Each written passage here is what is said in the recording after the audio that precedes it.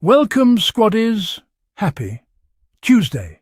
Today I have this video for you, so guys, let's dive into it. Prince Harry and Meghan Markle have faced a lot of negativity. One phrase that's come up is hate bait. Hate bait is a media tactic that spreads negative stories or rumours about public figures, fueling anger and division. The Sussex's team now pushes back, showing how their real actions often differ from the stories critics tell. Hate bait works by using negative stories to get people's attention online. It is a way to make money or get more clicks on websites.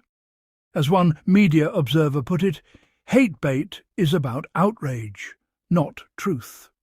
This means the main goal is to make people angry, not to share real information. For public figures like Harry and Meghan, hate bait can be very harmful. It can make people believe things that are not true. It can also lead to more bullying and negative comments on social media.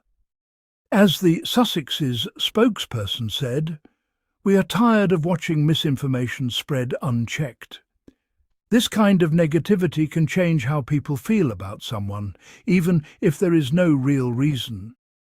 Harry and Meghan have tried to share their side, but hate bait makes it harder for their true message to be heard. The media often repeats the same rumours, making them seem more real. When public figures push back against hate bait, it can help stop these false stories. It also sets a good example for others who face unfair criticism. This is why the Sussex's new approach is so important. In 2024, Harry and Meghan took a trip to Australia. The main goal was charity work. They helped support mental health programs and met with veterans. Meghan also visited local women's groups. Their team explained, "This trip is about giving back and building partnerships." The couple was seen at many events, talking to people and listening to their stories. They worked with local charities and gave time to causes that matter to them. Their visit was not about luxury or royal status. Instead, it focused on helping others and learning from the community. Some people were excited to see Harry and Meghan. They cheered for them at public events. One volunteer said, "It was nice to see them care about real issues." The Sussexes also shared updates online, showing their meetings and activities. Their actions on this trip showed a strong commitment to charity. They wanted to use their platform for good, not just for show. However, some critics did not focus on these positive efforts. After the trip, some media outlets criticised Harry and Meghan. The main questions were about money and their role. "Who pays for this?" one headline asked. Others compared the trip to royal tours. They said they're trying to act like royals again. Some critics said the couple just wanted attention. They pointed to the cameras and crowds. Others said the Sussexes should not use their title if they are no longer working royals. As one commentator put it, they want to be private, but are always in the spotlight. There was also debate about funding. Some reports claimed public money was used, but the Sussex's team said no public funds were spent. All costs were covered by private donations. Despite this, the question of money kept coming up. These criticisms often ignored the good work done during the trip. The focus stayed on rumours and comparisons, not on the charity work itself. Even when the Sussex's team gave clear answers, the criticism continued. Facts were shared, like who paid for the trip. The official line was, every cost was covered by donations, not taxpayers. Yet some commentators kept raising the same doubts. This persistence shows how powerful hate bait can be. Once a rumour starts, it is hard to stop. People who read or hear the same negative story many times may start to believe it, even if it is false. A media expert said, "Repetition can make anything sound true." The Sussexes tried to correct the record. They spoke directly to the public and used social media. But some critics ignored these facts. Instead, they looked for new ways to attack the couple's character or motives.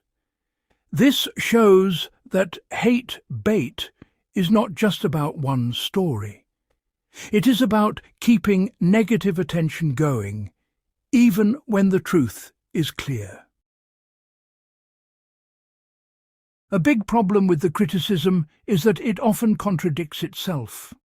Harry and Meghan are criticised both for being too visible and for not doing enough.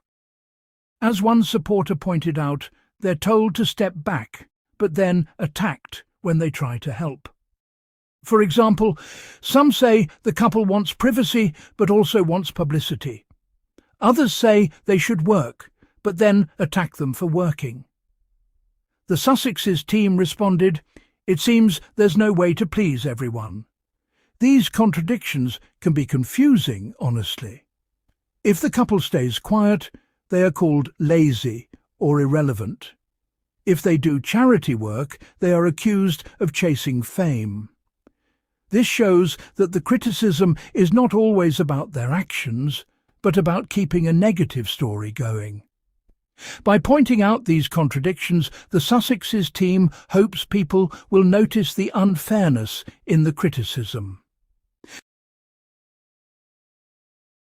Another issue is the double standard in media coverage. Other public figures sometimes make similar trips, but get much less criticism. For example, when another royal visits Australia, the same questions about funding are not asked. The Sussexes team said, "It's clear there's a different standard for Harry and Meghan. Positive work is often ignored, while small mistakes are made into big scandals. This selective attention shapes how people see the couple, you know." The media also highlights negative comments more than positive ones. This makes it seem like everyone is against Harry and Meghan. As one journalist admitted, negativity sells. It keeps people clicking and talking. When only one side of the story is told, it is hard for the public to make up their own minds. This is why double standards matter so much. The Sussexes' decision to call out hate bait is important. By speaking up, they hope to change the conversation. Their team said, "We will not let false stories shape our story anymore." This is a way to protect themselves and to stand up for truth. Calling out hate bait can also help others. It gives people the tools to spot unfair reporting, really. It encourages more honest conversations online and in the media. When public figures push back, it can inspire the public to ask better questions. The Sussexes are not trying to silence all criticism. As they explained, "We welcome honest debate, but hate bait is not debate. It is just noise." By making this clear, they set an example for other public figures. In the long run, calling out hate bait may help more people see the difference between real news and stories meant to stir up anger.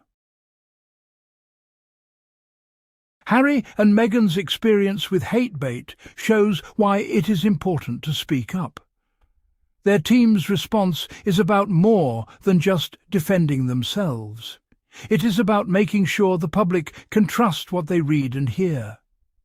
Media negativity and unfair stories can shape public opinion, even when they are not true.